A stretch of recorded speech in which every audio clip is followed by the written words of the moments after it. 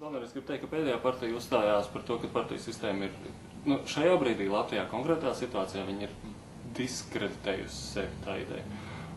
Un tāpēc, teiksim, tā baigi masveidā aicināt jauniešus stāties partijās, viņi samaitāsies, jaunieši samaitāsies, tad to nevajag. Vienkārši to partiju sistēmu vispār vajag likvidēt, bet no otras puses organizācijas ir ļoti svarīgas, un jauniešu organizācijas, un vispār jebkāda veida organizācijas. Jo, ko nozīmē, ja viens cilvēks ir organizācijā, vienalga, kas tā būtu par organizāciju, vai tas ir skateboardista klubiņš, vai tur tējas dzērāja klubiņš, vai kantu darba lasītājs, vai jebkāds. Tas nozīmē, ka cilvēks daļu no sava laika velta kopējam labumam.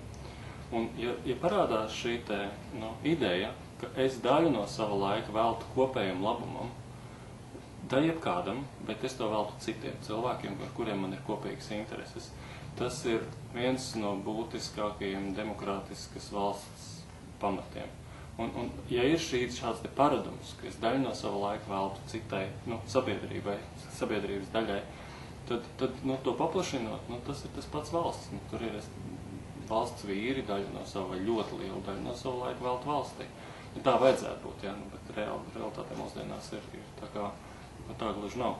Tad konkrētāk atbildot uz jautājumu, kā iesaistīties, tas ir iesaistīties jebkāda veida aktivitātēs, sociālās aktivitātēs, vienkārši pulcēties, grupēties, organizēties, un tām organizācijām būs spēks. Un tad no otras puses, no politiķa puses ir tas, kad ir jārunā šīm organizācijām. Ir jārunā tiem, kas pārstāv vienalga skateboardistus vai punks vai hipsters vai